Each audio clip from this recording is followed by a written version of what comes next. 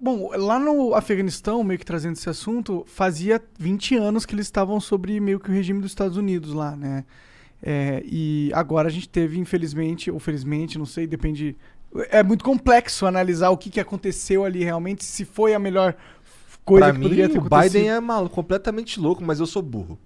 Cara, Então, pra mim ele também é. tá aqui a carta do Pra mim ele burro. parece um presidente fraco pra caralho, na minha opinião. Ele entra ali e começa a dar merdas no planeta que a gente não via fazer anos. Né? E sei lá. Eu fico assim, será que com 20 anos vai acontecer a mesma coisa? Será que a população do Afeganistão vai aceitar o Talibã de volta depois de 20 anos? São 40 milhões de pessoas, né?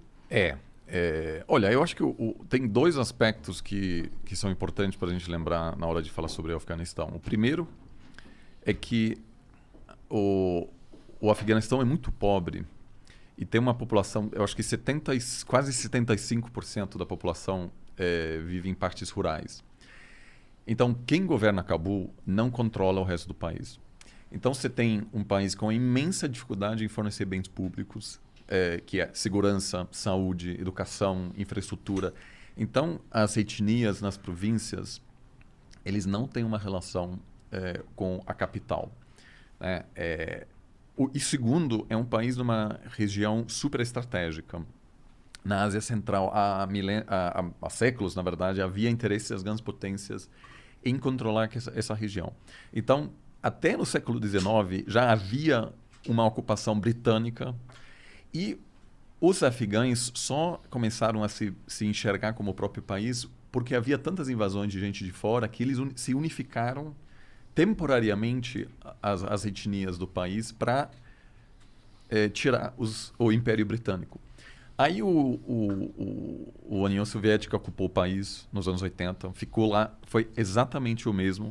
Havia um governo comunista, começou uma guerra civil, porque esse governo comunista, com as melhores intenções, eles queriam dar direitos para as mulheres. No Afeganistão. Isso.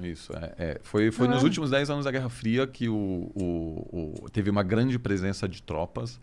E aí, o que os Estados Unidos fez? Começou a armar a oposição. Então, você teve uma guerra civil com armamentos de um lado chegando da Rússia e do outro lado dos Estados Unidos. Então, esse país, por causa dessas interferências contínuas, tem vivido guerras há décadas. E aí os russos em algum momento se retiraram e quem ficou foram grupos que receberam por anos bastante apoio dos Estados Unidos. E o Talibã acabou se consolidando no poder, mas mesmo nessa época não controlou todas as províncias. Tanto que em uma das províncias quem se instalou foi a Al-Qaeda, que é um movimento muito mais radical do que o Talibã. Só que Osama Bin Laden, de Al-Qaeda, dava algum apoio ao Talibã e aí tinha algum arranjo, vamos dizer, pragmático entre os dois. Quando o Talibã ficou sabendo que a Al-Qaeda queria atacar Nova York, o Talibã não quis e diz, olha, gente, isso é complicado porque os Estados Unidos podem Vão entrar atacar aqui. a gente. Só que aí o cálculo do Talibã foi que era mais perigoso confrontar Osama Bin Laden do que os Estados Unidos. Caralho. Porque havia algum cálculo... mas na verdade até acertaram, porque esses líderes estão vivos hoje. Da Eles- Al-Qaeda? Não, Ou do do Talibã. Talibã. Fugiram para Paquistão, os Estados Unidos entrou, ficou 20 anos, saiu, e os mesmos caras voltaram. Se eles tivessem nessa época confrontado Osama Bin Laden, talvez eles não estariam vivos hoje. Pode crer. Então, basicamente, você tem um país muito fraco que apresenta um grande vácuo de poder, e como na física, E é um vácuo constante, né? você tem atrai potências de fora que querem controlar aquilo. Só que é muito fácil ocupar o Afeganistão rapidamente, vencer quem está em Cabul, mas é muito difícil governar, porque até o governo controlado pelos Estados Unidos durante os últimos 20 anos teve o mesmo drama que todos os governos dos últimos séculos em Cabul tinham, de que esse país é vasto, tem poucos recursos econômicos. Então, para você controlar todas as províncias, você precisa, vamos dizer, de alianças. Você não consegue oferecer algo a essas províncias. Então, você tem aí um país que não é unificado.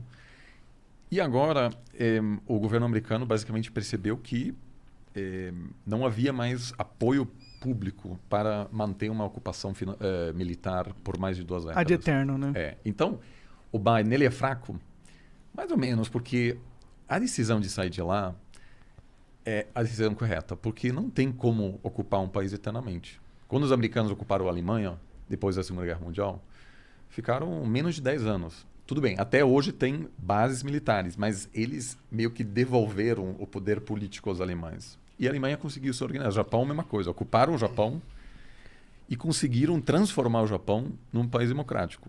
Mas no Iraque não deu certo. No Afeganistão não deu certo. No Haiti, por exemplo, houve várias invasões, nunca deu certo. Então, eu acho que o Biden fez algo que o Trump tentou, Obama tentou, mas eles não tiveram a coragem de se retirar, que obviamente seria uma movimentação criticada. O que realmente deu muito errado foi a maneira como os caras saíram. Então, eu até, antes disso acontecer, eu já conhecia essa situação e eu imaginava que era o caminho correto mesmo eles se retirarem, porque os Estados Unidos não tem que ser a polícia do mundo, eles são um país, né? Eles não são o dono do mundo. Então não faz sentido eles invadirem outros países para tentar dar democracia e nation building e o caralho. Mas a forma com que ele fez parece que foi um negócio porque, mano, ninguém quer ver. A gente pensa em 40 milhões de pessoas que tinham agora liberdades, as mulheres que saíam na rua vestidas como quiserem e podendo estudar, podendo participar da força de trabalho e o caralho. E agora elas estão presas, prisioneiras. E não só prisioneiras num sentido que elas sempre foram assim, as coisas sempre foram assim e elas estão acostumadas. Num sentido que elas passaram 20 anos sabendo como que era possível viver, como era possível ter liberdade, e agora elas têm que perder isso porque era muito difícil o problema, só vão sair de lá, foda-se, go, go, go.